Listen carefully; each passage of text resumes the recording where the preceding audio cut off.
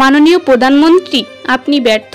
কি দরকার ছিল আপনার 14 লক্ষ ভূমিহীন গড়হীন মানুষকে জমিসহ পাকা ঘরবাড়ি তৈরি করে দেওয়া? কি দরকার ছিল 25% মানুষকে দরিদ্র সীমার নিচ থেকে বের করে আনার? দেশকে খাদ্য স্বয়ংসম্পূর্ণ করা কি খুব বেশি গুরুত্বপূর্ণ ছিল? কি দরকার ছিল দেশকে স্বল্পোন্নত দেশের তালিকা থেকে উন্নয়নশীল দেশের কাতারে উন্নতি করা? কি দরকার ছিল ভারতের সাথে ছিটমহল সমস্যার সমাধান করা? কি দরকার ছিল দেশের সমুদ্র সীমা বাড়ানো? কি দরকার ছিল রাজাকারের বিচার করা? কি দরকার ছিল বঙ্গবন্ধু হত্যার বিচার করা? কি দরকার ছিল প্রতি বছর বিনামূল্যে 35 কোটি বই বিতরণের? এই যে বিনামূল্যে বই দিয়ে শিক্ষিত করে তুললেন, বিনিময়ে কি পেয়েছেন?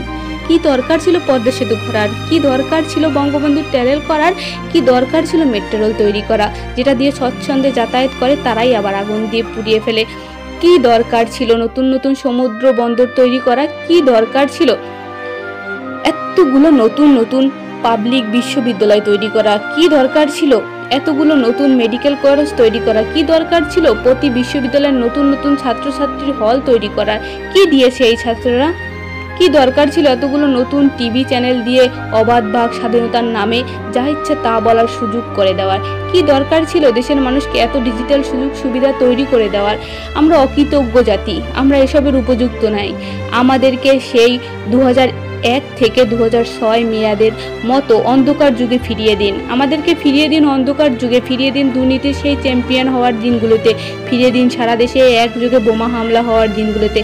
কুত্তার পেটে যেমন ঘিভাত হজম হয় না, আমাদের পেটেও ঠিক তেমনি এসব সহ্য হচ্ছে না। আমাদেরকে সেই অন্ধকার যুগেই